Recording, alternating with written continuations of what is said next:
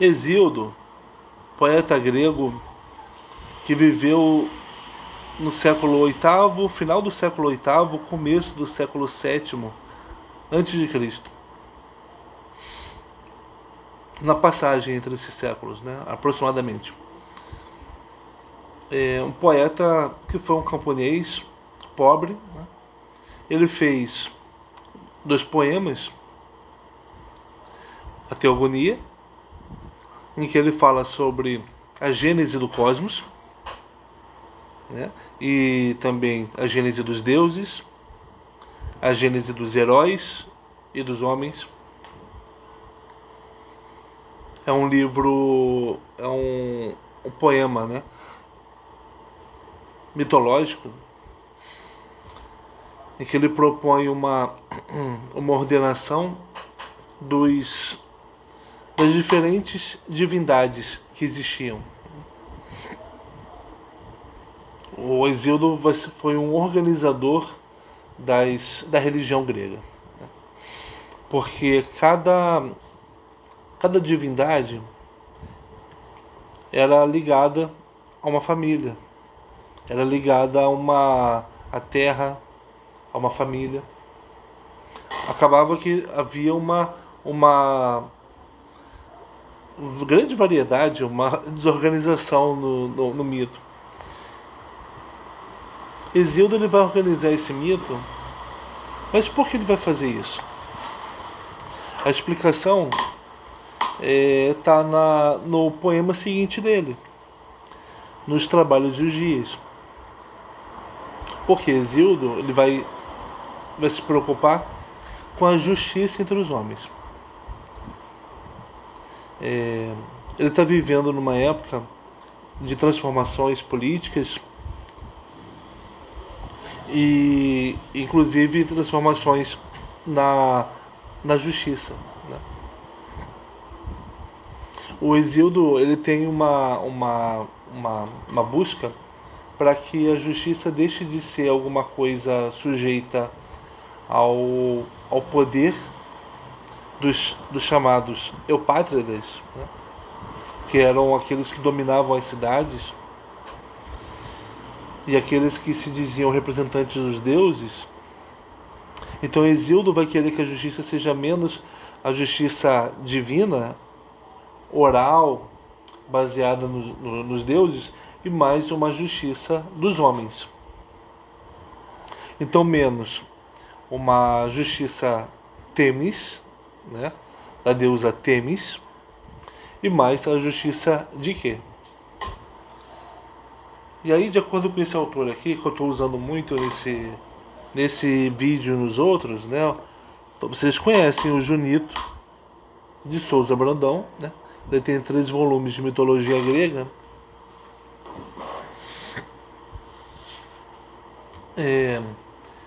O Hesíodo ele vai organizar, ele vai ter o ideal da justiça dos homens, né? E ele vai fazer isso, ele vai ter esse ideal por causa de uma questão pessoal. O pai dele do irmão morreu, e ele, o irmão chamado Perses, na divisão de herança, da herança, fez com, na divisão, Hesíodo saiu perdeu muito para o irmão, porque o irmão subornou os juízes. Os juízes interessados em dinheiro, né, em bens, puxaram a decisão para o benefício do Perses. E Perses, um cara que não era dado ao trabalho, um cara preguiçoso, acabou com tudo que recebeu, e aí foi perturbar o Hesíodo, exigindo mais dinheiro, exigindo mais bens. Aí Hesíodo falou: não, então eu vou. Você precisa saber de que os homens precisam trabalhar, que sem trabalho os homens não vivem. É impossível a justiça entre os homens. Os homens eles vão entrar em desacordo né? Vão entrar em disputas e vão acabar se destruindo. Então, por isso, o Exíodo fez os Trabalhos dos Dias, que é um poema que fala sobre a condição do homem de ter que trabalhar, e aquele que só se realiza trabalhando, só vive, só consegue viver uma boa vida trabalhando. E nesse poema também tem orientações sobre o trabalho do homem com a terra. Algumas orientações ligadas aos marítimos, mas principalmente para os agricultores e para os criadores de animais, como o Exíodo foi.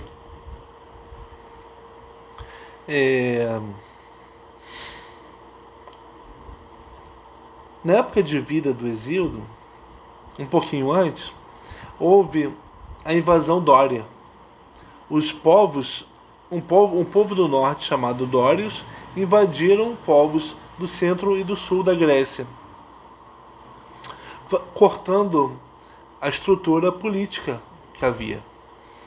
As cidades ainda não existiam, mas os povos gregos, eles pagavam tributos ao rei de Micenas.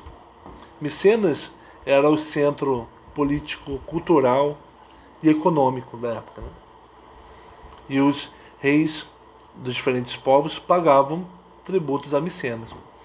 Com a invasão dória, isso se desagregou.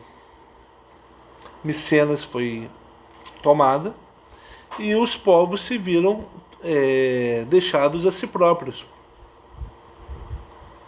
E como funcionava cada povo? Né? Cada família tinha a sua, ou cada genus, né?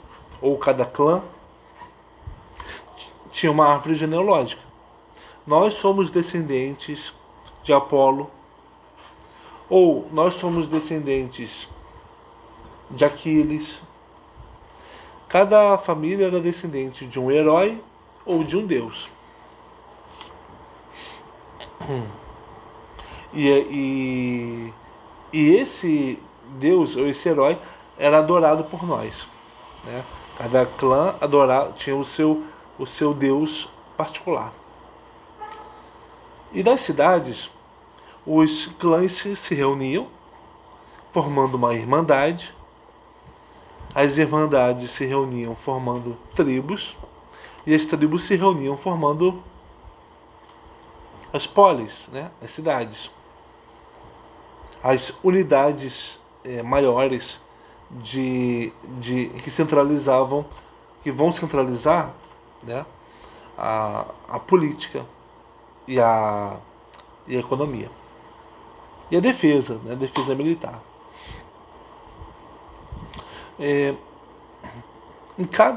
Com a desagregação do poder micênico e cada povo deixado a si próprio, surgiu a figura dos eupátridas, né? Aí a gente vai ver uma passagem da monarquia exercida por um rei de Micenas para a aristocracia. Eles vão manter o nome de reis, mas vai ser uma aristocracia. Vai ser o chamado o governo dos melhores, né?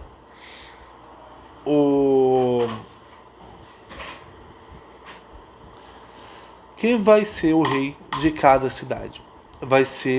Quem são os eupátridas? Eles são escolhidos entre aqueles que têm o poder sobre a justiça, sobre a religião, e aqueles que têm o poder sobre a defesa da cidade. Os agricultores pagavam impostos para os nobres, né? Os agricultores eram endividados, e caso não conseguissem pagar esses impostos, eles eram tomados como escravos. Os eupátridas, eles tinham, tendo dinheiro, eles, eles conseguiam fazer a defesa do território, né? A terra era o maior bem que havia na época. Os eupátridas conseguiam fazer a defesa do território, conseguiam ter navios com armas, populações armadas, conseguiam ter infantaria. Os eupátridas conseguiam defender o território e aí serem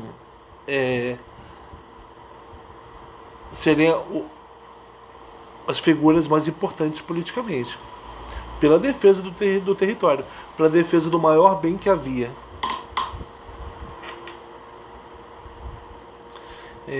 E eles também faziam os julgamentos, né? No caso do Hesíodo, o julgamento entre ele e o irmão, né? A decisão sobre a divisão dos bens do pai deles. O que vai acontecer é que como é que os eupátridas eles vão, esses que exercem esse poder político, militar, econômico e religioso, eles vão cair com a chegada, com a vinda do Oriente, daquilo que vai desenvolver a parcela da população ligada ao comércio e ligada à navegação. Que são, o que vai chegar? Os pesos e medidas. E também a moeda. São invenções orientais que vão chegar até eles. Os pesos e medidas,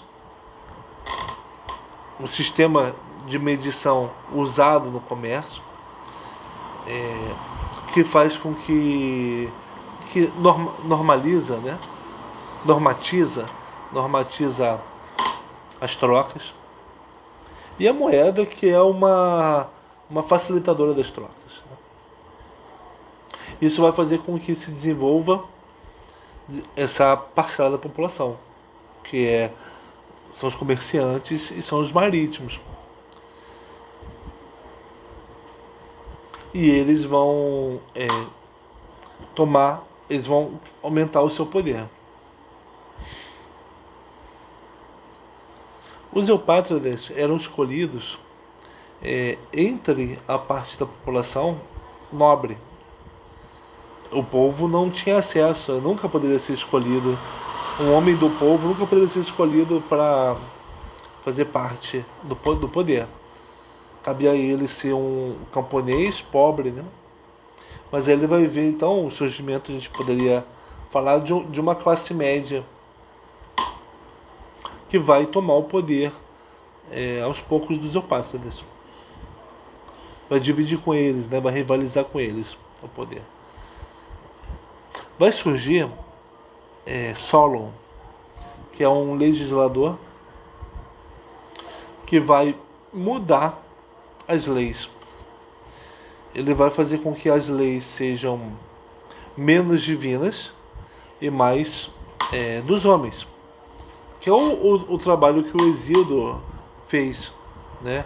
Hesíodo, considerado um legislador divino, inspirado pelos deuses, né? Solon vai fazer esse trabalho de mudar as leis, que ele vai perdoar as dívidas das famílias pobres, e ele vai proibir que se tome a pessoa como escrava, se ela não conseguir pagar as dívidas dela, né? O Solon vai ser um reformador das leis, e aí vai dar início para o que a gente entende como democracia grega, né?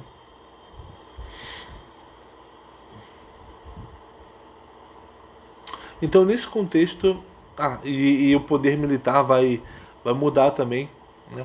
As armas vão ser mais acessíveis, então outras partes da população vão participar das guerras, né? Da defesa das cidades. Então, até isso os apátridas vão perder, e talvez seja o mais importante, né? Que é o poder de defender a cidade. Né? Vai deixar de ser apenas deles.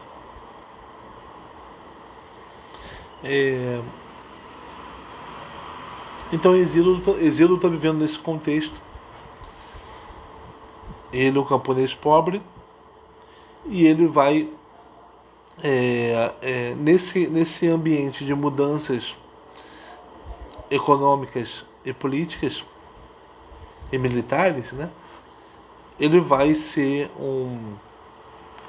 ele vai fazer esse trabalho de organizar os mitos e de propor ao homem, né, principalmente direto para o irmão dele, mas vai ter um peso para a época daquele que ensinou o trabalho para os homens, né?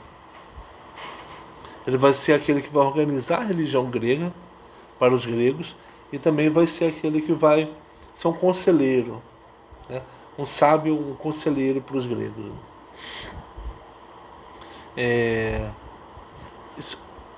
O Exíodo significa a decadência do herói de Homero, que era o herói que tinha a virtude, né? Tinha a excelência, melhor dizendo, não virtude, a excelência, que diz respeito a ele próprio e aos deuses. E isso faz com que a Ilíada seja um poema de defesa da aristocracia. Isso vai estar em decadência. O que a gente vai ver é que a virtude valorizada não vai ser tanto a excelência, mas vai ser de um indivíduo, mas vai ser a justiça. Vai ser aquilo que garante a vida da cidade.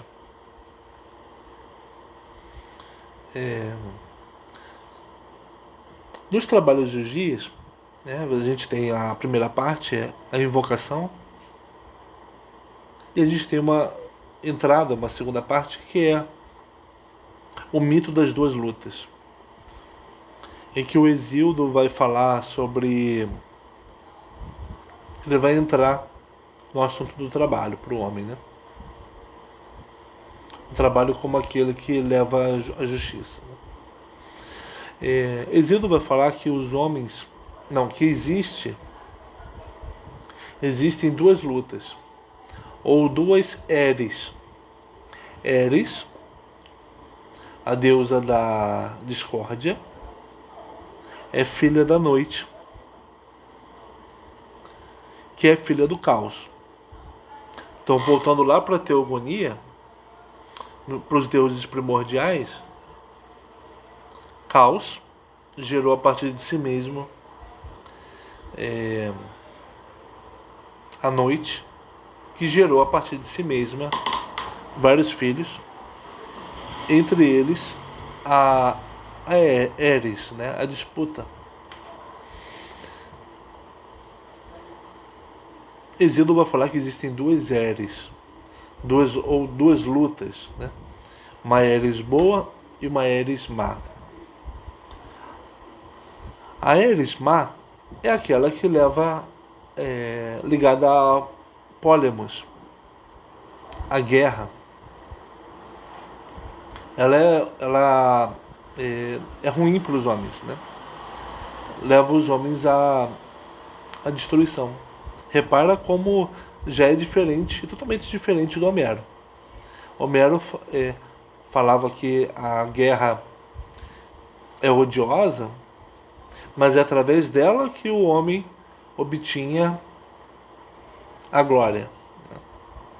Aqui não. A guerra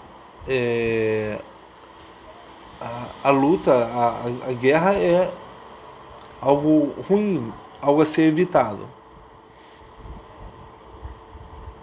Existe também a luta boa, que é a luta que faz com que o homem trabalhe, que faz com que o homem veja os outros homens trabalhando, construindo a sua vida, sendo felizes, e queira ele também trabalhar. É uma luta ou uma disputa ligada, a palavra é o agon, né? É uma disputa, é um conflito de forças que existe na cidade, que faz com que os homens, um imitando e disputando ao mesmo tempo com o outro, acabe trabalhando e produzindo e criando a cidade e criando a si próprio, né? Então é uma luta boa.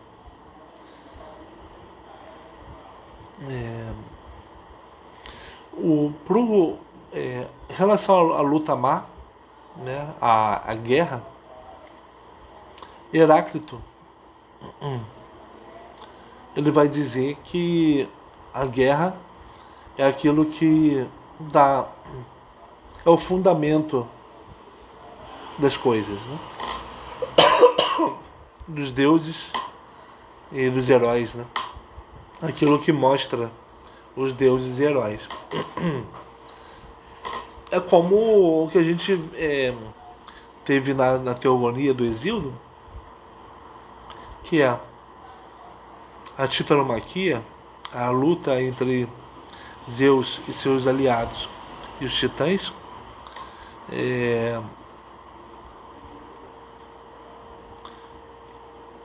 foi resolvida e Zeus estabeleceu o lugar de cada um, né? E aí ele se tornou Zeus, aquele que trouxe o ordenamento do cosmos, né? Então aí a guerra traz, revela os deuses e todas as criaturas, inclusive os homens, né? A visão do Heráclito. O Heráclito vai ressaltar isso, né? Vai pensar Ares como Pólemos. Agora, Ares como Agon, quem vai falar sobre ela vai ser o Nietzsche. Num dos livros dele sobre os gregos antigos, né? Ele vai falar que a cidade, que os gregos eles incentivavam, eles cultivavam o espírito agônico, cultivavam a disputa, né?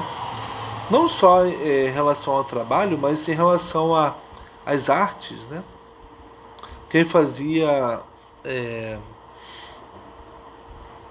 a arte mais bela,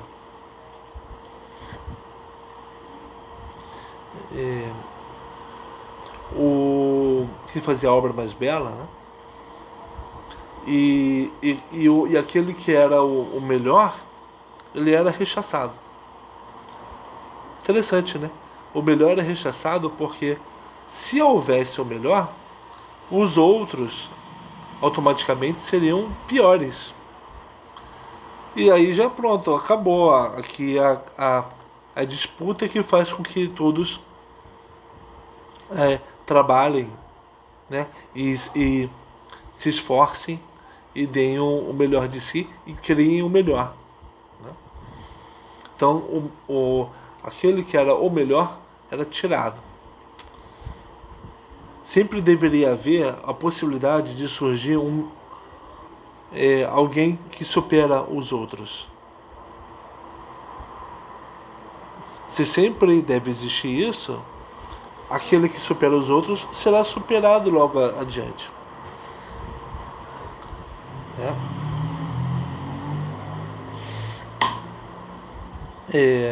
Então a Agon, o espírito do Agon, da disputa, é o que deve animar a cidade, né? Para o Hesíodo, o trabalho é aquele que leva à justiça. Quando o homem ele quer ter alguma coisa, ele quer ter uma...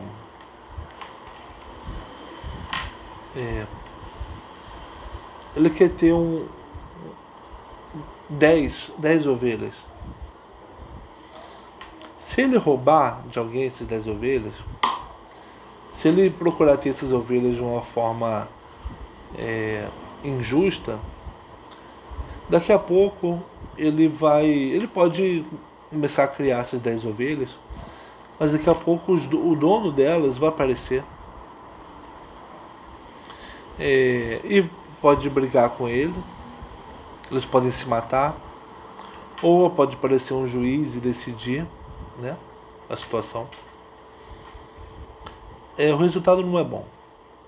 Quando você tem alguma coisa não pelo trabalho, quando você não trabalha, quando você é preguiçoso, né, indolente, a palavra, e quer ter as coisas, você acaba tendo as coisas de uma forma injusta. Isso leva à desagregação social. O trabalho, ele leva à justiça. Ele leva ao bom funcionamento, a justiça no sentido de ajustamento, né? Ele leva ao ajustamento social, o trabalho. O trabalho leva ao que leva ao homem a ter pudor, né, e ter a justiça, que são coisas que garantem a sociedade. No finalzinho das duas lutas, dessa parte, né, o Hesíodo vai falar da medida. Ele fala que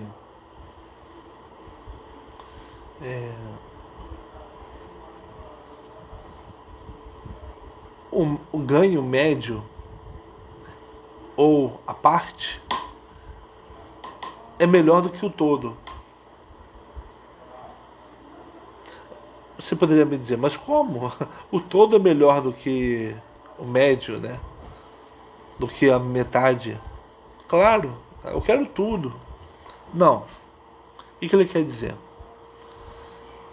Que ele quer dizer que o que o homem ganha com o trabalho dele não é o que ele gostaria. Ele gostaria de ter muitas coisas, mas o trabalho dele não dá tudo para ele. Dá menos. E isso é bom. Isso faz com que o homem sempre queira ter, né, trabalhar, portanto, faz com que o homem ele se mantenha justo, trabalhando e justo. Por isso que a metade é melhor do que o todo. Porque se o homem achar que o todo é melhor do que a metade, se o homem achar que ele deve ter mais do que aquilo que ele tem pelo trabalho, ele vai ser injusto e vai se destruir e destruir a cidade. E essa destruição de si, da vida de cada homem na cidade, é uma maldição dos deuses. É porque a justiça saiu dos deuses, saiu dos homens, aí Zeus já vai mandar uma maldição para os homens. Eles vão começar a entrar em guerra, vão se matar. Então a medida, né, o meio, ele é necessário para o trabalho e para a justiça, né? Ele é necessário para a luta. Você não vai querer ultrapassar o do outro. Você pode se inspirar no outro, mas ultrapassar o outro, destruir o outro, não. A luta com o outro tem que ter uma medida. Então aí Hesíodo está entrando na justiça que ele propõe dentro desse ambiente de reorganização religiosa, em que os homens saem do caos ou da adoração de vários deuses e entram para a luz, para a ordenação em torno de Zeus, né? Zeus é aquele que faz a síntese dos deuses e dos homens, né? Dando margem para que os homens tenham a justiça dos homens, né? Apesar de ser uma deusa, é uma justiça dos homens. Então, nesse ambiente religioso, é que Hesíodo vai colocar a forma do homem viver em justiça, né? Então vamos aqui ler as duas lutas. Então vamos começar com a tradução da Mary Laffer, né? As duas lutas. Não há origem única de lutas, mas sobre a terra duas são. Uma louvaria quem a compreendesse. Condenável a outra é. Em ânimo diferem ambas, pois uma é guerra má, e o combate amplia, funesta. Nenhum mortal a preza, mas por necessidade, pelos desígnios dos imortais, honram a grave luta. Então, os homens entrou em guerra porque os deuses os empurram para isso. A outra, a luta boa, não. Aqui, né? A outra nasceu primeira da noite tenebrosa, filha da noite. E após o Crônida, altirregente no éter, Zeus, né? Nas raízes da terra, e para homens ela é melhor. Aí está falando da luta boa. Esta desperta até o indolente para o trabalho, pois um sente desejo de trabalho tendo visto o outro rico apressado em plantar, semear e a casa beneficiar. O vizinho inveja ao vizinho apressado atrás de riqueza. Boa luta para os homens esta é.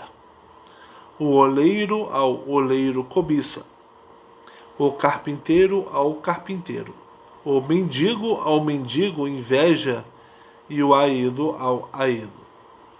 Ó Perses, o irmão dele, mete isto em teu ânimo. A luta malevolente teu peito do trabalho não afaste, para ouvir querelas na ágora e a elas dar ouvidos. Pois pouco interesse há em disputas e discursos para quem, em casa, abundante sustento não tem armazenado na sua estação. Brigar com os outros não é bom para quem não tem comida em casa. O que a terra traz, o trigo de Deméter,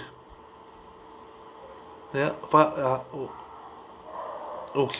o homem deve ter armazenado, né, que a terra traz. Fartado disto, fazer disputas e controvérsias contra bens alheios poderia. Você poderia vir aqui disputar comigo se você tivesse trabalhado e tivesse armazenado comida, né? Mas não haverá segunda vez para assim agires.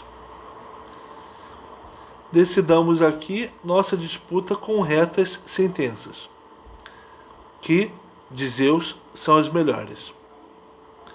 Já dividimos a herança, e tu de muito mais te apoderando, levaste, roubando, e o fizeste também para seduzir reis comedores de presentes, os eupátridas, né? Que este litígio querem julgar. Nécios, não sabem quanto a metade vale mais que o todo, nem quanto proveito há na malva e no asfódelo.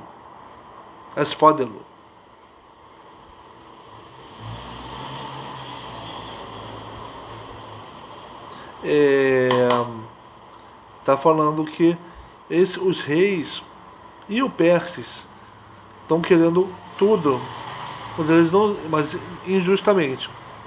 Eles não sabem que a metade obtida de forma justa é melhor.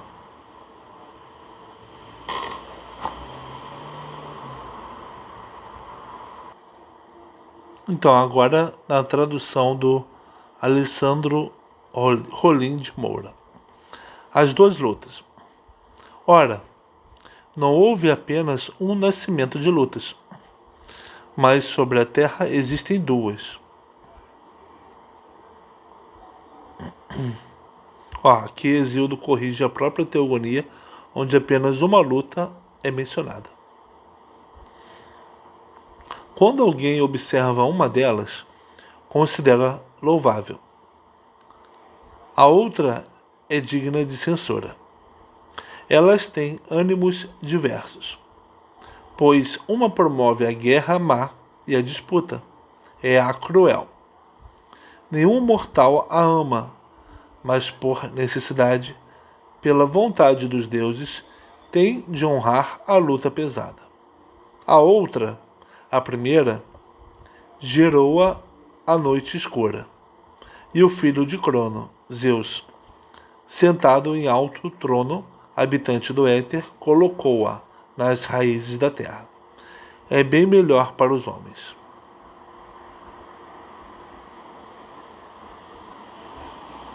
Ela leva ao trabalho mesmo a pessoa sem meios, pois um homem sente falta de trabalho ao olhar para o outro, que rico apressa-se a arar, plantar e administrar bem sua casa, e um vizinho procura igualar o outro que se apressa em alcançar a fartura.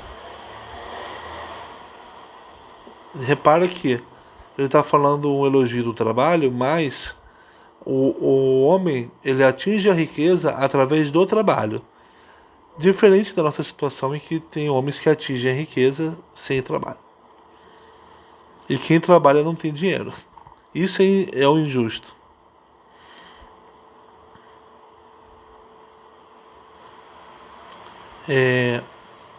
Um homem sente falta do trabalho ao olhar para outro que rico apressa-se a arar, plantar e administrar bem sua casa, e um vizinho procura igualar o outro que se apressa em alcançar a fartura.